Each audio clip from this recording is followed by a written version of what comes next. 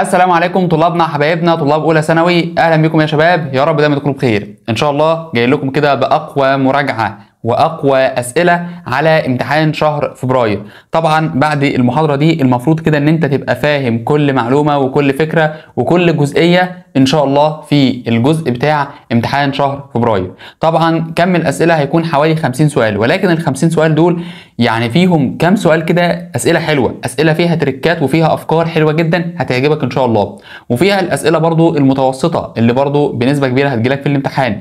فان شاء الله من الفيديو ده هتبقى طالع مستواك، لو انت متوسط هتبقى ان شاء الله توب. طيب دي الحاجه الاولى. الحاجه الثانيه، هو احنا هنشتغل ازاي في المحاضره دي او في الفيديو ده؟ ان شاء الله هنحل مع بعض كل سؤال ونختار ونقول ليه اخترنا الاجابه دي وليه ما اخترناش باقي الاجابات. دي الحاجه الثانيه. الحاجه الثالثه بقى، الحاجه الثالثه واحنا بنشرح هنحاول نراجع سريعا على كل جزئيه. يعني انا هشرح لك السؤال واقول لك الجزئيه بتاعته على السريع. يبقى ان شاء الله الفيديو او المحاضره دي مهما الطول ما تقلقش، ان شاء الله هتبقى طالع منها مظبط الدنيا في الماده باذن الله. طيب بسم الله الرحمن الرحيم، يلا بينا كده نبدا. اولا هو بيقول لك ايه؟ اي مما يلي يمثل الترتيب الصحيح لتحولات الطاقه. طبعا هنحول الطاقه في مين بقى؟ في المحطات الكهرومائيه. طبعا احنا عندنا حاجه اسمها المحطات الكهرومائيه. ايوه، مالها بقى المحطات دي؟ طبعا المحطات الكهرومائيه طبعا احنا عارفين ان هي بتبقى كهرباء او يعني بتكون كهرباء من الميه. السؤال بقى، هي الميه دي كانت موجوده فين؟ تعالوا نشرح الفكره بتاعتها. اولا الميه يا مستر كانت موجوده، طبعا ادي الشكل اهوت، ادي المفروض مثلا ادي الايه؟ ادي الخزان اهو. فالمفروض ان احنا مخزنين الميه هنا، فالمفروض الميه متخزنه هنا على هيئه طاقه ايه؟ طاقه وضع. يبقى انا مخزنها على هيئه طاقه وضع. حلو. طاقه الوضع دي هتنزل بعد كده، يعني هتنزل من فوق هنا كده، هتنزل على هيئه حركه. هتنزل على هيئه ايه؟ هتنزل على هيئه حركه. طيب بعد ما تنزل على هيئه حركه هتيجي هنا بقى كده يا شباب، يبقى هنا كده هتتحول الى ايه بقى؟ تتحول من طاقه حركه الى طاقه ايه؟ الى طاقه المفروض ان هي كهربيه طبعا في النهايه يعني. طيب اولا معلومه بس بسيطه، ان الحركه اللي بتحصل 3 انواع من الحركه: حركه الميه، ثم حركه التوربين، ثم حركه الايه؟ المولد الكهربي. بعد كده تتحول لكهربيه. فاكيد طبعا انا هبدا بالوضع ثم الحركه ثم مين؟ ثم الكهربيه. وطبعا الكلام ده هيبقى باين في الاجابه مين؟ هيبقى باين في الاجابه رقم ج. يبقى الاجابه ج ان انا بدات يا جماعه، بدات بمين؟ بدات طبعا بالطاقه اللي هي بتاعة الوضع، ثم بعد كده بالطاقة الحركية، ثم بعد كده نهيت بالطاقة الكهربائية. حلو قوي. بعد كده لو جينا بصينا على رقم 2 بيقول لك آية مما يلي يمثل صور الطاقة أو صورة الطاقة المفقودة. ماشي، صورة الطاقة المفقودة في إحدى الإيه؟ في إحدى المحطات أو في إحدى محطات التوليد. حلو قوي. طبعا يعني بنولد طاقة كهرومائية، فالطاقة المفقودة يا جماعة بتطلع على هيئة إيه؟ ما أكيد يا مستر يعني في النهاية خالص المفروض كان بيطلع حاجتين: طاقة كهربية وطاقة حرارية من المولد. فالمفروض لو قلنا صور الطاقة المفقودة هل هتكون إيه؟ مثلا لو جينا بصينا كده، أول إجابة الطاقة الحركية للمية. بالعكس، ده الطاقة الحركية دي أصلا حاجة حلوة، يعني الطاقة الحركية دي أصلا أنا بستفاد منها، يبقى الطاقة الحركية أكيد لأ. طيب هل هي الطاقة الحركية لشفرات التوربين؟ بص يا مستر، طاقة الوضع دي حاجة مهمة. طاقة الحركة سواء الحركة للتوربين أو بالأول للمية أو للتوربين أو للمولد الكهربائي. الثلاث أنواع من الحركة دول بالنسبة لي مش يعني بالنسبة لي في الآخر أنا ديت طاقة حلوة، طاقة أنا مش محتاج إن أنا يعني مش بقول عليها مفقودة، بالعكس دي طاقة هتؤدي في الآخر إن هي تنتج لي الكهرباء، فأنا ما فقدتهاش، ما رميتهاش على الأرض. جميل. بعد كده الطاقة طبعا اللي هي الكهربية، لا دي الطاقة الكهربائية دي الحاجة الحلوة اللي أنا عايزها أصلا. طيب آخر حاجة معانا بقى، يبقى طاقة الوضع دي مش هتنفعني ما هي دي صح، إنما هي الطاقة الحرارية نتيجة احتكاك المولد، يعني حصل احتكاك للمولد فالطاقة الحرارية اللي موجودة، الطاقة الحرارية ديت هل أنا استفدت منها شيء؟ لا، فيبقى هي الطاقة الحرارية. طيب كلام جميل. بعد كده رقم 3 بيقول لك يمكن أن تؤدي أو يمكن أن يؤدي إيه؟ ثانية واحدة كده نعمل زوم أكتر. ماشي كده اهوت. ماشي. طيب يمكن ان يؤدي التدخين في الاماكن المغلقه الى ايه؟ يعني دلوقتي لو في شخص مثلا دخن، فالتدخين ده هيؤدي الى ايه؟ هل هيؤدي الى صعوبه في التنفس فقط؟ والله هو هيؤدي الى صعوبه في التنفس، دي اول حاجه. طب هل هيؤدي الى تدمير خلايا الجسم؟ والله برضه هو هيدمر خلايا الجسم فعلا. طب هل هيؤدي الى الشعور بالدوار؟ صح، في ناس بتدوخ وبتاع والكلام ده كله، صح. يبقى المفروض ان هو انا اختار ايه؟ اختار جميع ما سبق، لان هو فعلا كله هينفع. طيب رقم 4 بيقول لك يمكن أن تدخل مشتقات البترول في كل مما يلي ما عدا. تعالى بقى علشان السؤال ده أنا بحبه قوي. فبيقول لك إيه؟ مشتقات البترول مالها هتدخل في كل ممالي ما عدا ايه؟ بص انا عايز اقول لك اصلا فكره البترول بطريقه سهله هتحفظهم. ايه هما يا مستر؟ عندك 3 كلمات مهمين جدا. انت عندك حاجه اسمها عندك السياره، عندك الطياره، عندك الايه؟ عندك عندك المصنع. سياره، طياره، مصنع. سياره، طياره، مصنع. حلو قوي. هو المصنع ده بيصنع ايه؟ بيصنع حاجتين يا مستر. اول حاجه بيصنع منتجات كيميائيه، يبقى بيصنع اول حاجه ايه؟ منتجات كيميائيه. دي اول حاجه. حلو. الحاجه الثانيه بقى، الحاجه الثانيه ان هو هيصنع لك بلاستيك. هيصنع لك ايه؟ البلاستيك. يبقى هو دلوقتي بيصنع حاجتين، بيصنع منتجات كيميائيه وبيصنع البلاستيك. يبقى مين اللي فاضل عندي؟ طبعا انا كده استفدت منه في ان انا صنعت البلاستيك، صنعت البلاستيك وشغلت السياره وصنعت المنتجات الكيميائيه، ولكن الحاجه الوحيده اللي ما تنفعش ان انا صنعت الزجاج. انا ما صنعتش بالزجاج.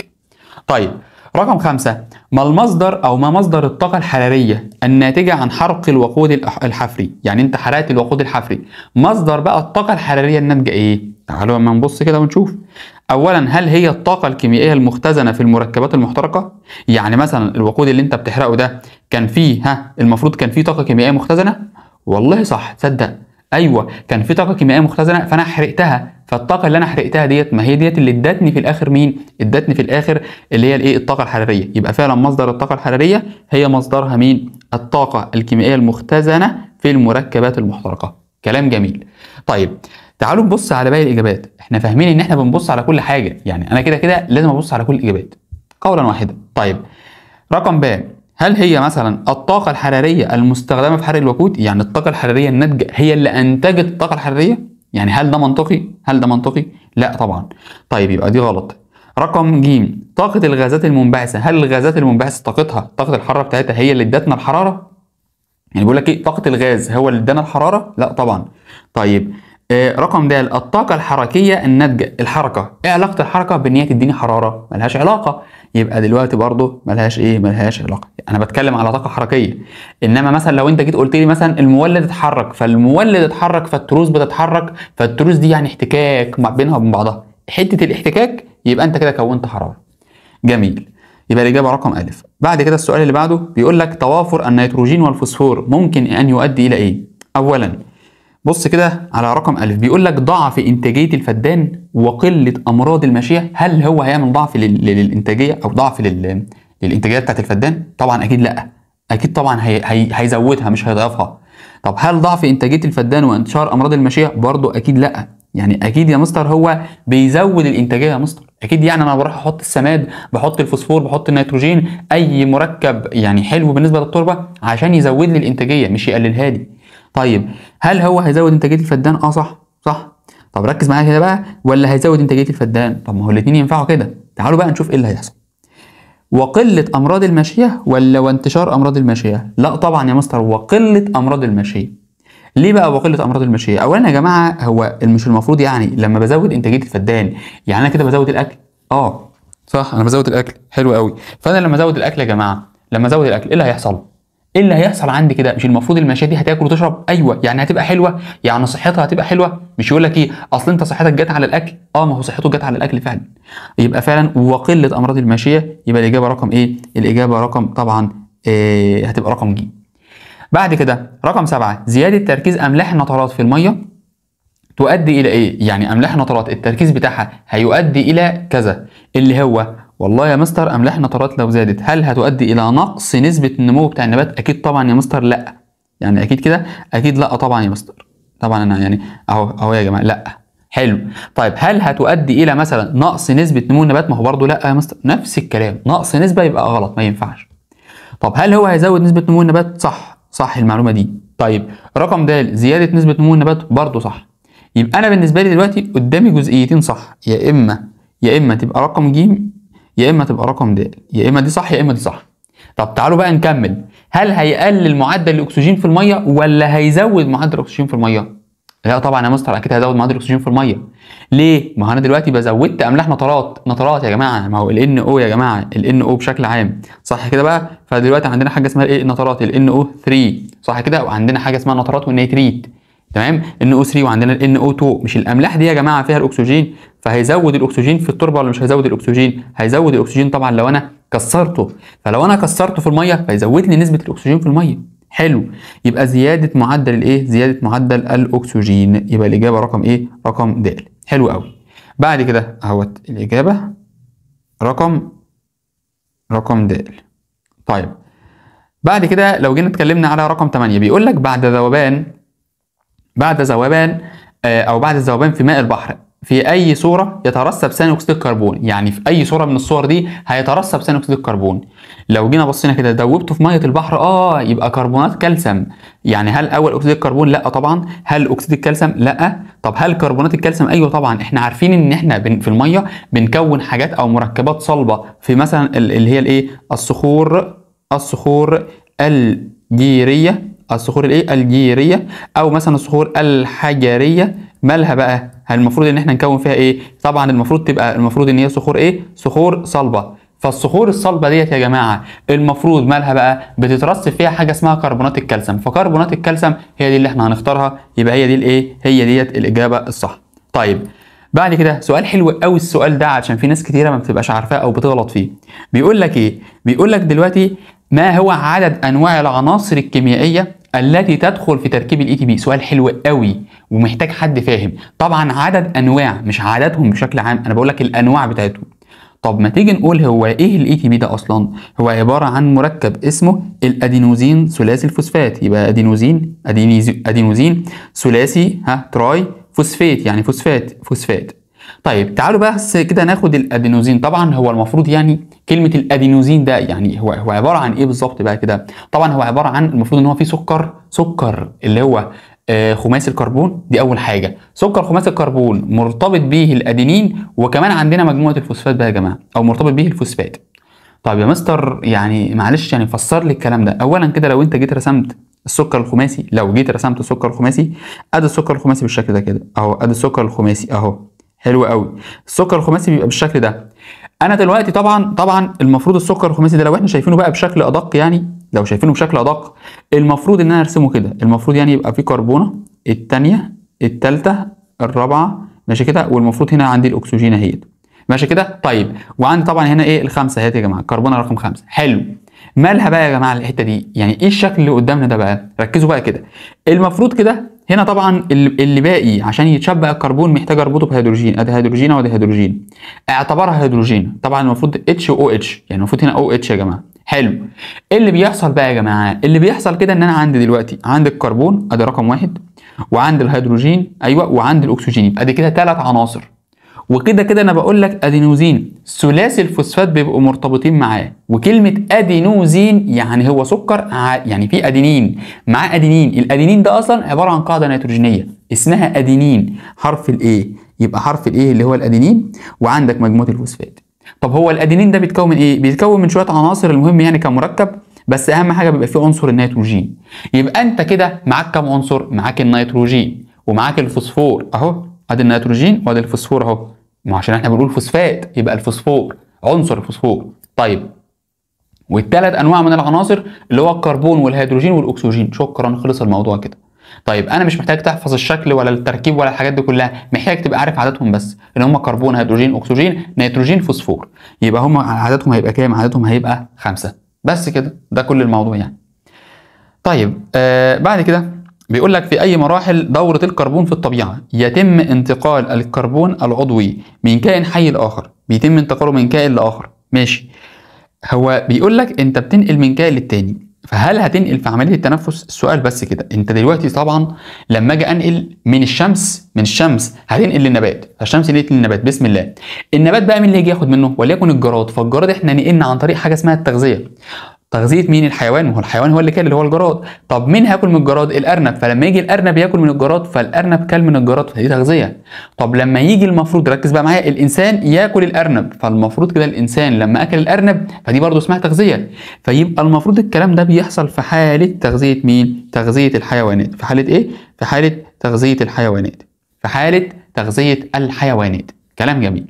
طيب بعد كده لو قلنا طب التنفس بتاع النبات يا مستر، هل التنفس يا مستر بتاع النبات، تنفس النبات هل هينفع فيه؟ طبعا احنا عارفين التنفس يا جماعه كنا بندخل هل بصوا كده بنقول يتم انتقال الكربون العضوي. حلو. الكربون العضوي، ثانيه بقى واحده، هو يعني ايه كربون عضوي؟ يعني جاي من جسم كائن حي. انا دلوقتي الكربون اللي انت جايبه من بره ده، هل الكربون جايب ثاني اكسيد الكربون اهوت يا جماعه؟ الكربون العضوي ده يعني حاجه بقت جزء من جسم كائن حي. انما ثاني اكسيد الكربون اللي هو بيدخل للتنفس الخلوي، اللي هو بيدخل للبناء الضوئي او اللي بيخرج من التنفس الخلوي، دول اسمهم كربون بس غير عضوي لسه. امتى يبقى عضوي؟ لما يدخل ويبقى جزء من جسم كائن حي، لما يكلبش فيه كده، لما يبقى جزء منه، لما يكلبش فيه. طيب تحلل المواد العضويه، طب ما انا لما حللتها فين اللي اتنقل يا جماعه؟ ما انا حللتها اصلا، حللتها راح فين؟ يعني فين اللي اتنقل في الطبيعه؟ ما هو اتحللت نزلت خلاص، فين الطبيعه؟ تمام. طيب يبقى الاجابه رقم ج. تعالوا بعد كده ندخل على الجزء اللي بعده. بيقول لك اذا كان عدد مستويات الغذاء لسلسله غذائيه ما هو س. ماشي. طيب هو ايه هو س؟ ماشي. اي مال يمثل عدد المستويات الغذائيه التي تنتمي اليها الكائنات اللي هي مالها، اللي هي بتكون الكائنات غير ذاتيه التغذيه. اولا ذات التغذيه ده اللي هو المفروض مين؟ اللي هو ده هو كده النبات. يعني عدد مستويات معلش عدد السلاسل الغذائيه س بشكل عام. طب بص بقى، معلش انا لو قلت لك ان انا عندي المستوى الاول، المستوى الثاني، المستوى الثالث، المستوى الرابع، المستوى الخامس، فالخمسه دول قيمتهم يعني س، يبقى انا عندي 5 مستويات، يعني السين بيساوي كام؟ بيساوي 5. بيساوي 5. فهو بيسالك دلوقتي عدد الغير ذاتيه قد ايه؟ طبعا انت عارف ان الاولاني دوت بيبقى ذاتي، اي حاجه بعد الاولاني بيبقى غير ذاتي، يعني معناها ان العدد كله نقص منه الاولاني يتفضل لك عدد الذاتي. العدد كله اللي هو ب س نقص منه رقم واحد هيديك مين؟ هيديك اللي انت عايزه.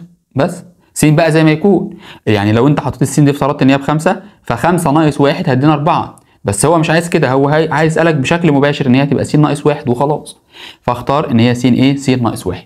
سؤال جميل وفكرة حلوة قوي قوي قوي. طيب رقم 12 بيقول لك اي الكائنات التالية تستمد طاقتها من الشمس بصورة مباشرة. مين اللي بياخد طاقته من الشمس بشكل مباشر؟ المفروض هو النبات. النبات بياخد الطاقة بشكل مباشر من الشمس، بس مفيش وسيط، مفيش اي وسيط. رقم 13 ما نوع الطاقة التي تنتقل من كائن حي لآخر داخل السلسلة الغذائية؟ نوعها ايه؟ اللي بتتنقل من كائن للتاني، من كائن للتاني، من كائن للتاني. هل هي طاقة ضوئية؟ أكيد طبعا لا. طب هل هي طاقة حرارية؟ أكيد طبعا برضه لا. طب هل هي طاقة حركية؟ أكيد لا، ما مش شرط يكون بيتحرك، إنما هي طاقة كيميائية بتتنقل من كائن للتاني. رقم 14 أي صور انتقال الطاقة التالية يقوم بها كائن محلل. أي صور الطاقة يقوم بها مين؟ كائن محلل. اولا الكائن المحلل دهوت، الكائن المحلل مش هو المفروض مثلا وليكن زي مثلا فاكرين الفطر يا جماعه، الفطر صح؟ طيب الفطر طبعا زي ما لو جاب لك مثال فطر عفن الخبز، فطر عيش الغراب، اي فطر يجيبوا لك اختاره، اي فطر. كلام جميل كلام جميل. طيب ايه اللي بيحصل بقى؟ اللي بيحصل دلوقتي ان احنا عندنا الفطريات مالها؟ طبعا بيقول لك قيام النبات بعمليه البناء الضوئي. هل دي صور انتقال الطاقه اللي بيقوم بها كائن محلل؟ لا طبعا، يبقى ما بيعملش عمليه بناء ضوئي. طب هل هو بيفترس افتراس الفار بواسطه التعبان؟ يعني هل ده كده المفروض كائن محلل؟ ما فين الكائن المحلل يا مستر؟ ده حي وده كان حي اصلا، فما ينفعش لا. طيب حصول الحشره على الطاقه من النبات، ما هو ده يا مستر كائن حي وده يا مستر كائن حي، وانت قلت لي اصلا وانت بتشرح ان المفروض فكره التحلل، فكره الترمم، فكره الفطريات علاقه بين اتنين من الكائنات، واحد حي والتاني ميت، فما تتلخبطش وما تنساش. يبقى حصول الفطر على الطاقه من شجره اهم حاجه ان هي تكون ميته، يبقى لازم الشجره تكون مالها؟ تكون ميته. يبقى دي الاجابه رقم ايه؟ الاجابه رقم ج. حلو قوي. بعد كده رقم 15 بيقول لك اي الكائنات التاليه تمثل مجموعه كائنات تصنف على انها مستهلكه. يعني هو كائنات عباره عن مجموعه بتصنف على انها مستهلكه. مين من دول؟ طيب تعال نبص كده. هل الفطريات مستهلكه؟ مستهلكه. طيب هل الطحالب مستهلكه؟ لا، ده الطحالب منتجه، يبقى ما تنفعنيش، يبقى الف ما ينفعنيش. الف كده ما ايه؟ الف ما ينفعنيش، خلاص شكرا كده. طيب احنا عايزين بس ان احنا ماشي تمام كده. طيب يبقى الف ما تنفعنيش، خلاص كده. طيب باء الطحالب ما تنفعنيش، خلاص خلصت ما تنفعش. طيب الفطريات الضفدع الذره، طبعا الذره ده نبات يا جماعه، يبقى ما ينفعنيش. يبقى انا كده بالنسبه لي الاجابات اول ثلاثه ما ينفعونيش. ليه؟ كل واحده عندها حاجه تمنع ان هو ايه؟ ان هو يعتبر كائنات مستهلكه. يعني مثلا الطحالب ده منتج وده منتج مثلا وده منتج اهوت وده منتج اهوت برضه، يبقى انا عندي 3 كائنات ايه؟ او كل واحده فيها كائن منتج على الاقل. طيب الاسماك غير منتج، يعني مستهلك، الغزلان مستهلكه، الجراد مستهلك، يبقى الاجابه رقم ايه؟ الاجابه رقم د. طيب طبعا يلا نبدا كده بسم الله وندخل على السؤال ده. في ناس كتيره بتغلط في الكتله الموليه، فركز بقى معايا عشان افهمك الكتله الموليه بكل بساطه وسهوله. اول حاجه، الكتله الموليه هي عباره عن ايه؟ انت دلوقتي هي عباره عن ان انت بتجيب كتله الحاجه ديت مقدره اهم حاجه بالجرام، يعني انت بتحسبها بالجرام، جرام لكل مول. ماشي، فالكتله الجزيئيه للماده يعني ايه الجزيئيه؟ يعني انت بتاخد الجزيء ده وتحسب الكتله بتاعته. طبعا للاسف هو السؤال هنا ما كتبش او ما كتبناش احنا المعلومه بتاعته اللي هي ايه؟ اللي هو الهيدروجين بيساوي 1 ماشي، والمفروض الكبريت بيساوي 32، والمفروض طبعا الاكسجين بيساوي كام؟ بيساوي 16. تعالوا بقى نستخدم المعطيات دي ونحل بيها. اولا هو بيقول لك ان انت عندك مركب اسمه ال H2SO4. انا هعمل ايه يا مستر؟ اول حاجه هتمسك تفككهم لي كل مركب لوحده. اول حاجه يا مستر يبقى انا عندي هيدروجين لوحده، عندي كبريت لوحده، عندي اكسجين لوحده يا مستر. حلو. هل في اي رقم هنا في الجنب؟ لا مفيش رقم، يبقى بالنسبه لنا ده واحد، اعتبره مش موجود. خلاص واحد مش موجود. فانت هتضرب الاثنين دهوت في الرقم في المفروض، يعني في المفروض في الرقم اللي كان موجود هنا اللي هو واحد. فانت كده هتقول لي 2 هيدروجين بس كده، خلاص شكرا. طيب يلا زائد الكبريت بواحد اهو، فواحد في المفروض اللي هو كان هنا واحد، خلاص واحد في واحد بواحد، شكرا. يبقى واحد كبريت، خلاص هكتب الاس على طول. طيب زائد الاو 4، الاو 4 ده اللي هو الاكسجين. طب الاكسجين طبعا هيبقى 4 في الاو. هل هنا في حاجه ثانيه؟ لا مفيش، يبقى خلاص مفيش حاجه ثانيه. يلا احسب بقى، احسب مسألتك، هوبا سكالوبا، هات ارقامك واحسب يا باشا. اولا كده عندك الاثنين في الهيدروجين بواحد، انا كاتبها لك في المعطيات، هتبقى عندك في المساله اصلا، يعني هي تبقى موجوده. يعني مثلا ايه، هو مثلا مش هيقول لك اللي هو مش موجوده، لا هتبقى موجوده، ولكن يعني انا بس نسيت اكتبها او احنا نسينا نكتبها يعني. طيب حلو قوي، او اللي كان بيعمل السؤال نسي يكتبها. ماشي. بعد كده طبعا نايمين يعني وسكرانين والله العظيم. رمضان بقى يا جماعه والصيام، معلش. الكبريت بقى طبعا بكام؟ ب 32. الكبريت بكام؟ الكبريت ب 32. حلو. زائد الاكسجين ب 16. 4 في 16 هيساوي كام بقى؟ طبعا لما نقول 4 في 16 يعني 32 و32 يعني 64. حلو قوي. 64 ونزود عليهم الاثنين، ما هو دول 2 يبقى 64 وكام؟ و2 هيبقوا كام؟ هيبقوا 66. حلو قوي. 66 ونزود عليهم الاثنين دول يبقوا 68 زائد ال 30 يبقوا كام؟ يبقوا 98. بس كده. يبقوا كام في الاخر؟ 98 بس كده. شفتوا الجمال، الحلاوه، الدلال، الدنيا زي الفل خالص اهي. طيب بعد كده ما حدش يقول لي يا مستر بتحسب بسرعه، ما تحسدونيش، ما حدش ينق عليا. رقم 17 ارقام كلها ارقام خايبه اصلا، لو انت ما عرفتش تحسبهم يبقى انت اللي ما فاشل في الرياضه. رقم 17، تتميز التفاعلات الطارده للحراره باحدى المميزات التاليه، يعني هي بتتميز بحاجات من دول. ايه هي بقى؟ اول حاجه ناتج طرد المحتوى، ركز بقى معايا كده، المحتوى للنواتج، ناتج طرح، قصدي طرد بس، طرح المحتوى للنواتج ناقص المحتوى الحراري للمتفاعلات. ما هي المفروض كلمه المحتوى الحراري، ما اصل بقول يعني ايه ناتج طرح دي؟ ناتج طرح المحتوى الحراري للنواتج ناقص المحتوى الحراري للمتفاعلات بيبقى اقل من الصفر. هو ثانيه واحده بس يا مستر، صح اقل من الصفر. ليه بقى؟ لان القيمه يا مستر المفروض تكون، المفروض يعني لما انت تقول لي طارد يبقى القيمه سالبه، يعني المفروض يا مستر التفاعل هيبقى نازل بالشكل ده يا مستر. يعني المفروض يا مستر ركز بقى معايا كده، المفروض التفاعل هيبقى نازل ولا التفاعل هيبقى طالع؟ في المفروض ان هو الطارد للحراره. والله يا مستر انا دلوقتي طارد للحراره، فانا كده المفروض ان انا بعمل تكسير ولا بعمل تكوين؟ لا يا مستر، انا كده يا مستر المفروض ان انا عندي روابط اهيت، فانا بكون الحاجه ديت، فالمفروض ان التفاعل ايه؟ هينزل يا جماعه بالشكل ده. حلو قوي. طيب لما ينزل بالشكل ده كده المفروض القيمه هتبقى قيمه موجبه ولا قيمه سالبه؟ قيمه سالبه. طيب القيمه السالبه اهيت يا جماعه، ماشي، فطبعا اكيد هتبقى اقل من الصفر، يبقى المفروض الاجابه هتبقى رقم الف. صح تمام كده، كلام زي الفل. بعد كده لو جينا اتكلمنا على السؤال رقم 18، بيقول لك مقدار الطاقة الممتصة. مقدار الطاقة الايه؟ الممتصة. مالها بقى الطاقة الممتصة؟ عند كسر الروابط في 1 مول، 1 مول، ركز معايا، في 1 مول من ال NH3 من النشادر، علما بأن متوسط طاقة الرابطة ما بين ال N وال H، ما بين ال N وال H هيساوي 387 و67 من ايه؟ من 100 كيلو جول لكل ايه؟ كيلو جول لكل مول. ماشي. هنحسبهم ازاي بقى؟ تعالوا كده نفكر. والله يا مستر انت بتقول لي انت هتكسر الروابط في مول واحد، ماشي. المول ده مثلا في مين؟ في اللي هو ال NH3 ده، ثانيه واحده بس، اللي بين ال N وال H بيبقى كام؟ ب 387. اولا يا مستر ال NH3 معناه ان انا عندي ادي ال NH، ادي ال N مع ال H الاولى، ماشي كده؟ ثانيه واحده، ال N مع ال H الاولى، وال N مع ال H الثانيه، وال N مع ال H الثالثه، يبقى انا كده عندي 3. يبقى انا هضرب الرقم اللي هو طلع لي ده هضربه في 3. 300 او قول حوالي 390 في 3. اولا كده انت دخلت في عديت ال1000. شكرا كده. طيب انت طاقه ديت يا مستر ممتصه ولا طاقه منطلقه؟ لا احنا طاقه ممتصه. طب يا مستر هي الطاقه الممتصه دي كده انت تفاعل طارد ولا تفاعل ماس؟ تفاعل ماس. طب يا مستر التفاعل الماس ده اشارته موجبه ولا سالبه؟ اشارته موجبه. بس اول حاجه انا عديت ال1000 يبقى انا هلغي الف وهلغي باء. تاني حاجه انت تفاعل ماس الحراره فتبقى الاشاره بتاعتك تبقى اشاره موجبه، يبقى انا هختار هلغي السالب واختار مين؟ هختار الموجب. يبقى الاجابه بتاعتي هتبقى رقم ج. طيب دي طريقه حل السؤال، يعني اي فكره او اي سؤال او اي تريكات تجيلك حل بالطريقه دي. رقم 19 اذا علمت ان كميه الطاقه الكيميائيه المختزنه في 9 جرام من الميه بتساوي اكس كيلو جول المفروض، فان المحتوى الحراري للميه هيساوي قد ايه؟ احنا دلوقتي كده المفروض ركز بقى معايا، ركز معايا. المفروض هو بيسالك على اللي هي ايه؟ كميه الطاقه اللي مخزنينها، كميه الطاقه اللي مخزنينها في 9 جرام من الميه، في 9 جرام من الميه المفروض تساوي اكس كيلو جول. السؤال بس كده، هو الميه اصلا المفروض يعني الكتله الموليه بتاعتها قد ايه؟ 18 صح؟ مش المفروض يا حبيب قلبي لما نجيب الكتله الموليه للميه ال H2O، ال H2O هيدينا طبعا 1 في 2 قصدي في ال H 2 H زائد O، يعني هيدينا كده 2 زائد 16 هيساوي 18 جرام لكل مول، 18 جرام لكل مول. حلو.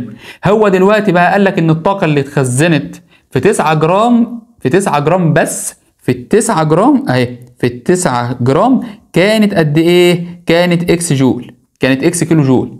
فلما تتخزن بقى المفروض يعني المفروض هو بيقول لك المحتوى الحراري للميه بشكل عام، فالمفروض الميه اللي هي كام كلها؟ 18. فال 18 هتدينا كام بقى؟ المفروض اللي هي تدينا والله مش عارف يا مستر، اللي هو س يا مستر. خلاص يلا هات لي س بقى.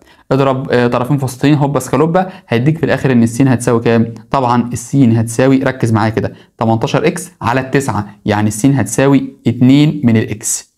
2 اكس مش نص اكس. انا عارف الناس اللي راحت اختارت نص اكس، واقسم بالله العظيم انتوا بص بصمجي، يلا انت بصمجي، انت عمال تبصمج وتهبد. ما تهبدش. ليه؟ الناس اول ما شافت قال لك في التسعة كان اكس، يبقى ال 18 يبقى نص اكس. ببقى عايز امسكه حرفيا. الناس اللي عملت كده حرفيا، في ناس يعني الناس امتحنت الامتحان ده اصلا كان امتحان شامل، الناس اللي امتحنت الامتحان ده انا كنت عايز اعرف هم بيفكروا ازاي وهم بيحلوا السؤال ده. يعني اللي امتحنوا انتوا عارفين يعني انا كنت عامل فيكم ايه، انا كنت على اخر منكم خاصه في السؤال ده. يعني اصل التسعه ادانا اكس، يبقى ال 18 يدينا 2 اكس. لا الناس عملتها نص اكس. طب ازاي؟ مش عارف. يبقى المفروض الاجابه هتبقى ايه؟ الاجابه هتبقى كام؟ هتبقى 2 اكس. انا عارفك يلا بصمجي اللي رحت اخترت نص اكس، عارفك اهي. غلط. طيب رقم 20 بيقول لك كميه الطاقه الممتصه عند كسر الروابط في 73 جرام من غاز كلوريد الهيدروجين، ماشي، اللي هو ال HCl تساوي قد ايه؟ علما بان متوسط طاقه الرابطه هتساوي 400 وايه؟ هتساوي 430. اولا كده بقى انت عندك غاز كلوريد الهيدروجين دهوت اللي هو ال HCl، هو المفروض يعني المفروض طبعا برضو يبقى مديك الارقام، بس هو مش مديها لك برضو. بص كده هو بيقول لك 73 جرام. بص ايه الفكره؟ هو اصلا ال HCl ده اصلا كام جرام؟ المفروض لو احنا جبناه كده ال CL نفسه ب 35 ونص، ده كده ب 35 ونص، والاتش طبعا بواحد، فالمفروض مجموعهم الاثنين ب 36 ونص. حلو. لما تجمع لي 36 ونص و36 ونص، ما هو بيسالك يقول لك ايه؟ انت المفروض كان عندك 36 ونص اهم. حلو قوي. 36 ونص ده كده في الاتش سي ال الواحد. هو بيقول لك ان انت لما تكسر روابط في 73 جرام.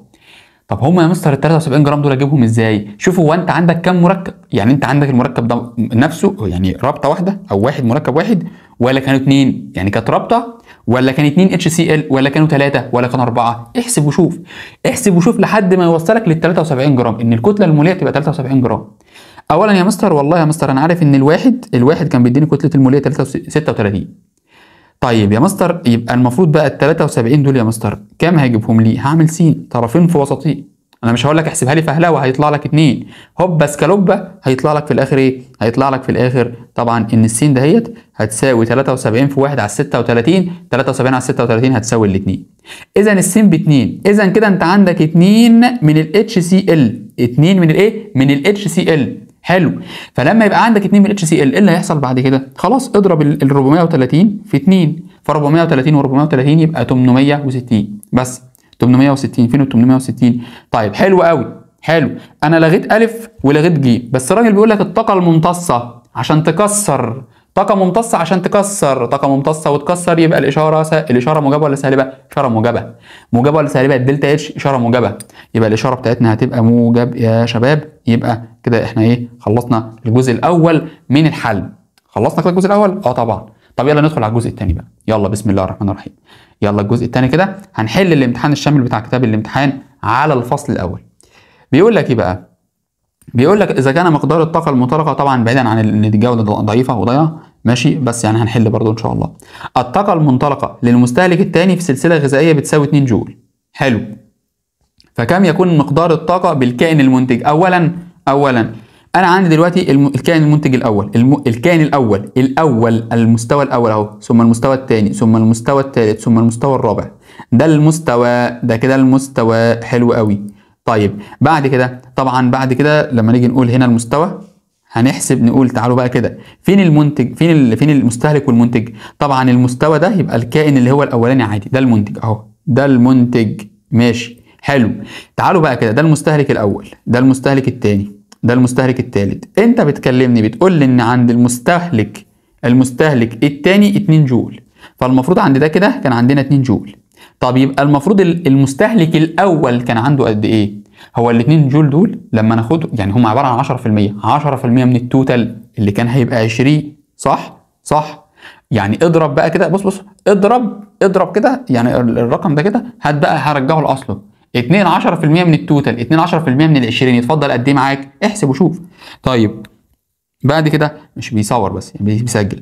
بعد كده لو جينا قلنا مثلا عندنا بقى كده الاولاني هيبقى كام؟ هيبقى 200 صح كده؟ يبقى نرجع لاصلك، هيبقى كام؟ هيبقى 200. يبقى ال 200 دول لما ناخد ال 10% منهم يبقى 20%، يبقوا 20. طب ال 20 لما ناخد 10% يبقوا 2. طيب لما نيجي على الثالث ده اهو طبعا هيبقى 2 ايه؟ 2 من 10. يبقى الاجابه بتاعتي هتبقى رقم ج. حلو قوي. بعد كده خد سكرين للاجابه لو انت عايز للحل. تمام. طيب بعد كده بقى ندخل على السؤال اللي بعده. بيقول لك ايه؟ بيقول لك من الرسم البيان المقابل ما مقدار التغير في المحتوى الحراري لهذا التفاعل. ماشي. طبعا اولا طالما تفاعل نازل يبقى انت تفاعل اهو، بص كده نازل. انا بالنسبه لي طالما التفاعل نازل اهو، خلاص كده بالنسبه لي خلاص، يبقى انت كده تفاعل طارد. يبقى اول حاجه الاشاره بتاعتك بتبقى اشاره سالبه بس كده. يبقى انا هلغي ده وهلغي ده على طول. الغي الاشارات الموجبه على طول، ده تفاعل طارد يبقى اشاره ايه؟ اشاره هتكون سالبه قولا واحدا. طيب المفروض الفرق، شايف انت ادي النواتج اهيت، النواتج عند ال 75 والمتفاعلات عند الكام؟ عند ال 150. خلاص يبقى ال 75 ناقص ال 150 او ال 150 ناقص ال 75 يتفضل كام؟ 75. طيب يتفضل 75 بس بالاشاره موجبه ولا سالبه؟ اشاره سالبه. 75 باشاره سالبه. حلو. رقم 3 بيقول لك أي مما يلي من العناصر الغذائيه الرئيسيه. طيب اولا كده الزئبق مش رئيسي، الكربون هو العنصر الرئيسي، الرصاص مش رئيسي، الخرسين مش رئيسي. ده مش من العناصر الاساسيه اللي احنا قلنا عليها زي الكربون والاكسجين، زي الكربون وعلى فكره الاكسجين من العناصر الاساسيه. الاكسجين والكربون وعندك النيتروجين وعندك الفوسفور. طيب في حاجه اسمها قانون بقاء الطاقه اللي احنا اخدناه، بيقول لك تبعا لقانون بقاء الطاقه فان الطاقه مالها؟ اولا لا تفنى ولا تستحدث من العدم، ولكن بتتحول من صوره للثانيه. شكرا. طيب المفروض يعني تفنى؟ لا تفنى. طب لا تفنى بس هل تستحدث ولا تستحدث؟ طب هل تفنى؟ لا تفنى يا عم، خلاص بقى. يبقى لا تفنى ولكنها تتحول من صوره الى اخرى. يبقى الاجابه رقم ايه؟ الاجابه رقم ج يا شباب. حلو قوي. بعد كده تعتمد صحه النظم البيئيه على ايه؟ النظام البيئي معتمد على ايه؟ هل هو معتمد على التاثير البشري على البيئه؟ يعني هل الصحه معتمد على ان هي تاثر؟ لا طبعا. طيب هل معتمد على انها تعمل اختلال؟ يا جماعه ده كلمه اختلال لوحدها دي مصيبه اصلا. لا. طب هل بتزود التغيرات المناخيه؟ الطبيعي ان احنا نثبت التغيرات المناخيه او المناخ يعني يبقى ثابت علشان يخلي الكائنات، والله انت كائن بتعيش في المكان ده فانا هخليك تعيش في المكان ده، ههيئ لك الظروف وتفضل دايما عشان تفضل عايش في المكان ده على طول، ما تسيبناش وتمشي. انما هو ده لما يغير انا هسيبك وامشي يا عم، انا ماشي، انا مش قاعد معاك بقى خلاص. ماشي. طب وجود توازن في دورات العناصر الغذائيه، طبعا اكيد ان هو يبقى موجود عندنا توازن في الدورات بتاعه العناصر الغذائيه، فلما يبقى موجود توازن في الدورات بتاعه العناصر الغذائيه دي هتبقى حاجه حلوه بالنسبه لنا. تمام. طيب رقم 6 بيقول لك في العمليه الايزوكوريه، الايزوكوريه يبقى معناها كده ان انت عندك ان الدلتا ايه بتساوي زيرو، الدلتا دبليو بتساوي زيرو، اذا مين اللي فاضل؟ الدلتا يو بتساوي الدلتا كيو، دي كده الايزوكوريه. يبقى الدلتا يو هتساوي مين؟ هتساوي الدلتا كيو. ما النسبة التقديرية للطاقة التي تفقد عند انتقالها من مستوى غذائي إلى مستوى الغذائي الذي يليه؟ مين اللي بتفقد؟ مين اللي بتفقد؟ قد إيه بيفقد؟ بيفقد 90% يا جماعة. يعني دلوقتي أنا بفقد 90% وبنقل قد إيه؟ بنقل بس 10%، يبقى أنا بفقد 90%. رقم 8 ما العملية الرئيسية التي تساهم في كل من دورتي الكربون والنيتروجين؟ اللي بتساهم في دورة الكربون وبتساهم في دورة النيتروجين. المفروض يا مستر التنفس الخلوي. لا، بس اصل التنفس الخلوي ده كربون بس نيتروجين لا ما سمعناش عنه، يبقى ما ينفعش. طب هل المفروض التحلل ما انت بتحلل الكائنات هنا، الكائن الحي عشان ترجع الكربون، وبتحلل الكائن الحي عشان ترجع النيتروجين، صح؟ يبقى هي المفروض التحلل يا مستر، يبقى الاجابه رقم ايه؟ رقم ب. انما النيتره طبعا وانتاج النشادر الاثنين دول كانوا في حاله واحده، اللي هي حاله مين؟ اللي هي حاله اسمه مين؟ اللي هو النيتروجين بس. ماشي.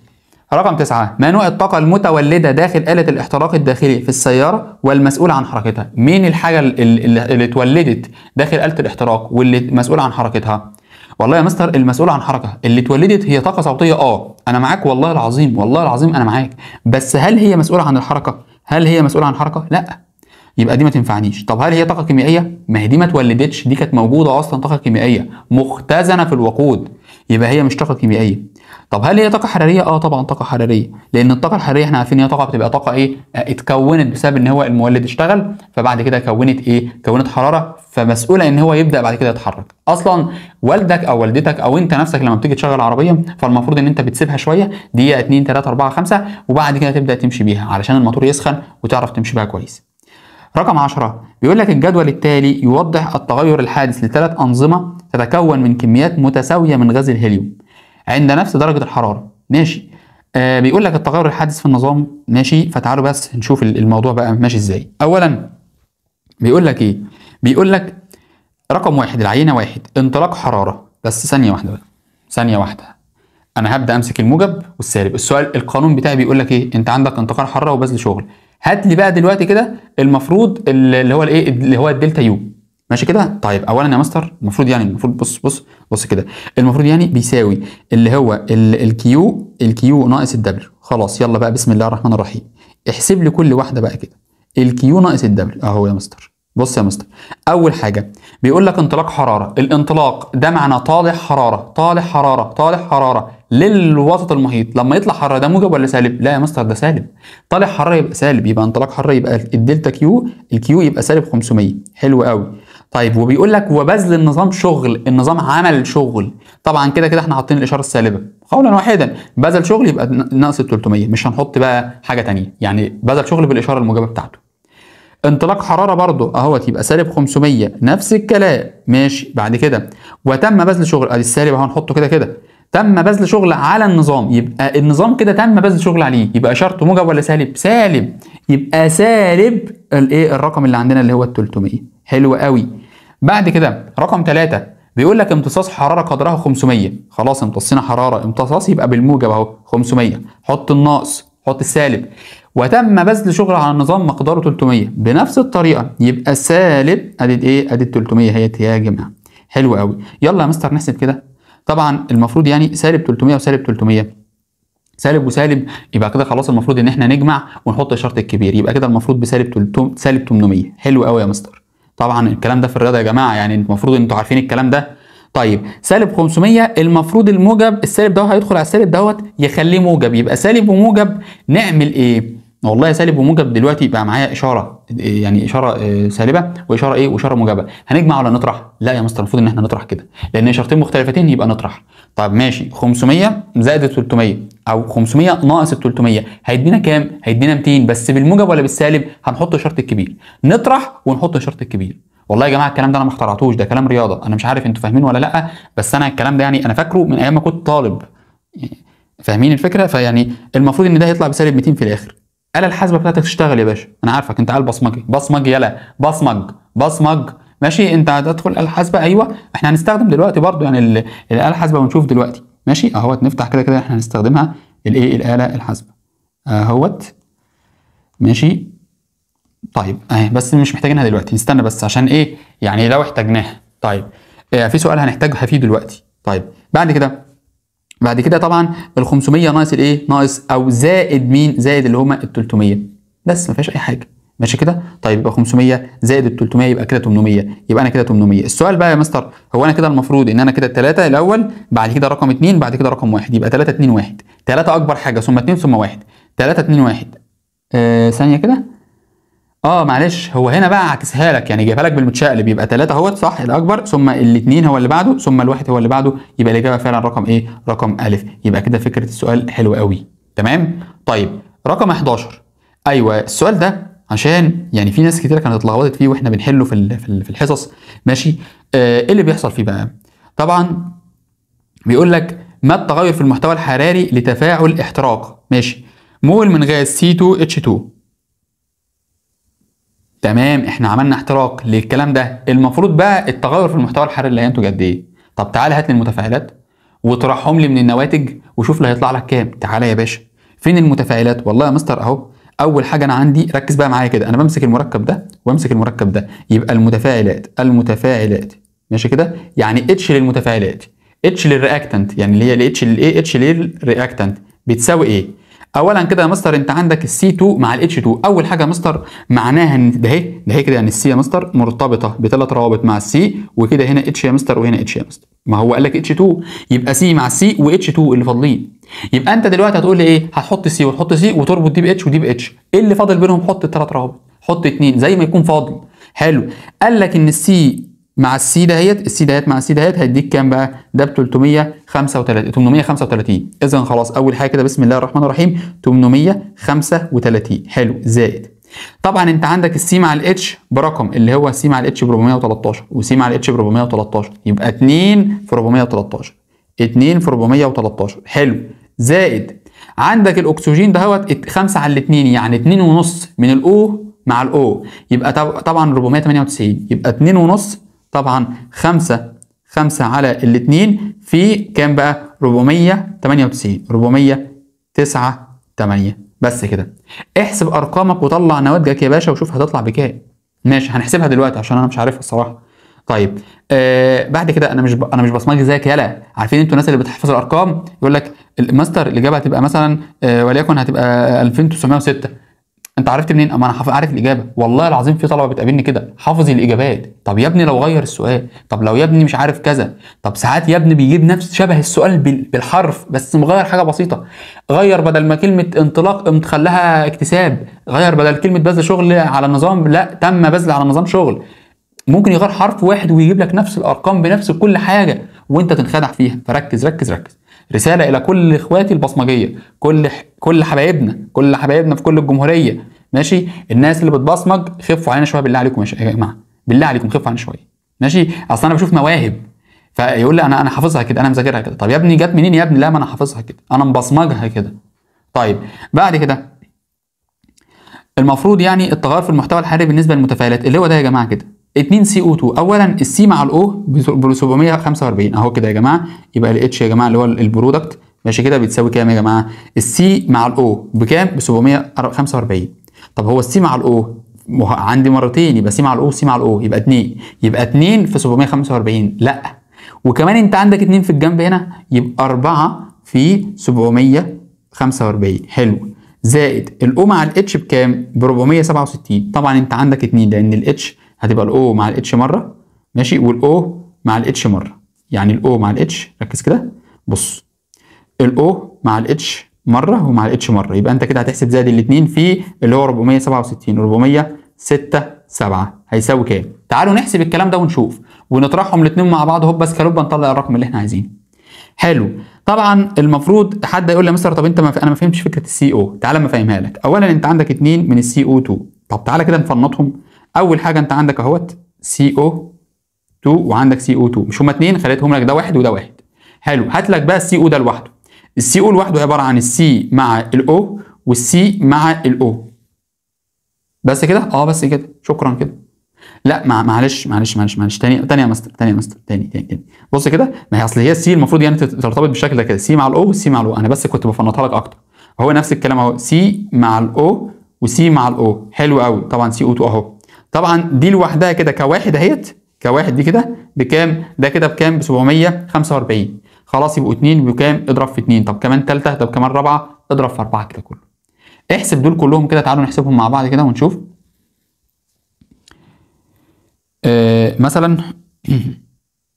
يا جماعه والله ده التليفون بتاعي، انا عارف الباسورد بتاعه يعني. ماشي، ايه اللي بيحصل بقى؟ لو قال لك تعالى نحسب كده، بيقول لك كام بقى؟ بيقول لك الاربعه، ماشي، الاربعه في 7 4 5، 7 4 5 ماشي، زائد المفروض عندنا 2 في 4 6 7، 2 في 4 6 7 ماشي، هيساوي كام؟ طبعا المفروض ان هو هيساوي 3914. ماشي، 3914. حلو قوي.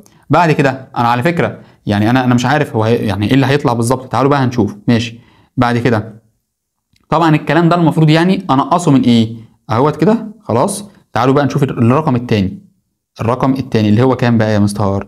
اللي هو المفروض يعني 835 ماشي، زائد كام؟ 2 في 413، 2 في 413 زائد المفروض 5 على 2 يعني 2 ونص، 2 ونص في الكام؟ 498. يبقى 498 ماشي كده. حلو قوي. هيطلع لنا كام بقى في الاخر؟ طلع لنا 2906. 2900 وكام؟ 2906. لو جينا طرحنا المفروض يعني كده اللي هو ايه بقى؟ لو جينا طرحنا ال 2906 دول، ما احنا دلوقتي بنجيب المجموع الكلي لمين ناقص المجموع الكلي لمين؟ للمتفاعلات. خلي بالك بقى كده، زائد باشاره سالبه المجموع الكلي للمتفاعلات. يعني كده المفروض اللي هو ال 2906 دول هنزود عليهم، هنزود اهو، بص كده، زائد اهوت، زائد. بعد كده هفتح قوس، هحط اشاره سالبه على طول كده، اشاره سالبه للرقم اللي هو 3914. 3914 في الاخر نقفل القوس. هيطلع بكام يا جماعه؟ هيطلع بسالب 1008. هيطلع بكام؟ هيطلع بسالب 1008. كده احنا طلعنا الاجابه. يبقى الاجابه هتبقى ايه؟ هتبقى، تعالوا بقى نبص عليه كده. طبعا الاجابه هتبقى رقم ألف اهيت يا جماعه. بس كده احنا خلصنا الايه؟ السؤال بتاعنا. تمام كده زي الفل. كم عدد اكلات اللحوم بالشبكه الغذائيه المقابله؟ مين بياكل اللحوم؟ اولا كده ادي النبات اهوت يا جماعه. فالمفروض يعني لو جينا ادي ده كده، ده بياكل نبات اهو لحد الان. طب ده بياكل نبات، حلو. هل ده بياكل لحوم؟ لا، خلاص كده. طيب الزرافه بتاكل نبات؟ الزرافه هل بتاكل لحوم؟ هل الزرافه بتاكل لحوم؟ لا، خلاص كده. اولا كده الاسد بياكل لحوم، طالما جاي له، بص جاي له من اللحوم اهوت، يبقى بياكل لحوم. خلاص خلص. طب هل ده النمر ده بياكل لحوم مثلا؟ يا مستر، ما هو هيجي له من هنا كده اهوت، يبقى ده رقم 2 يا مستر، بياكل اللحوم. طب هل ده بياكل لحوم ولا حاجه؟ ده بياكل لحوم؟ لا، يبقى ده ما بياكلش لحوم، لان هو يعني هل في لحوم جايه له ولا حاجه؟ لا. طب هل ده بياكل لحوم ولا حاجه؟ لا، ده ما بياكلش لحوم ولا حاجه، ما بياكلش لحوم. طب ثانيه بقى، ركز بقى معايا. طب هل ده بياكل لحوم؟ يبقى ده رقم 3، بياكل لحوم يا مستر. حلو. طب ده جاي له اسهم، يعني جاي له حاجه، هل بياكل لحوم من حاجه؟ لا طبعا، ده ما بياكلش لحوم. ولا ده طبعا ايه، وده طبعا برضو ما بياكلش لحوم. ماشي كده. طيب يبقى كده الفكره كلها ان احنا عندنا 3 مستويات بس، او 3 كائنات بس هما اكلات لحوم: الاسد والنمر والايه والتمساح. ماشي. بعد كده بيقول لك رقم 13، فسر كيف يعتمد تكوين الفحم في بطن الارض على ضوء الشمس. اولا كده، هو الفحم ده مش كان نبات، والنبات اتحلل من ملايين السنين. فالمفروض كده ان انت كان عندك النبات، فالنبات محتاج يعمل عمليه بناء ضوئي ويكبر ويكون الخشب والحاجات دي كلها. فالمفروض ان هو كده استخدمنا الفحم في ان احنا، او استخدمنا النبات واستخدمنا ضوء الشمس في ان احنا نكون النبات ونكبره وننميه ونظبطه، وبعد كده يتحلل، وبعد كده يدخل بقى في بطن الارض والحاجات دي كلها. حلو. طيب بعد كده، ما كتله مول حمض الكبريتيك؟ لسه حلينها، كنا حلينا بقول 98. ايه ده اللي انا كنت لسه حلها في الامتحان بتاعي. بالظبط كده. كيف تؤثر بعض العمليات الطبيعيه مثل هطول الامطار والبخر على دورات العناصر؟ هطول الامطار بينزلها، فبيجيب العناصر من الجو ينزلها لك على الارض وينزلها لك للتربه. انما البخر يا جماعه بياخد العناصر من التربه ويطلعها، يبخرها، يطلعها فوق. فالعمليتين متعاكستين يا جماعه. وبس كده تم بحمد الله الانتهاء من ايه؟ من فيديو المراجعه على الفصل الاول، او بمعنى اصح اختبار شهر فبراير، لان احنا حلينا في الامتحان الثاني كام سؤال على الجزء بتاع الايه اللي هو الطاقه الكهرومائيه والحاجات دي كلها. ماشي، فان شاء الله تدخلوا كده تقفلوا، ربنا يوفقكم ان شاء الله ويكرمكم باذن الله يا شباب كده. وبس كده، اتمنى لو انتوا اول مره تشوفونا، لو انتوا اول مره تسمعوا المحاضره دي، تسمعوا الفيديو ده، اعملوا لنا لايك، كومنت، شير، عرف اصحابك علشان الدل على الخير كفاعله. وبس كده يا شباب، دمتم بخير، سلام الله عليكم ورحمته وبركاته. سلام.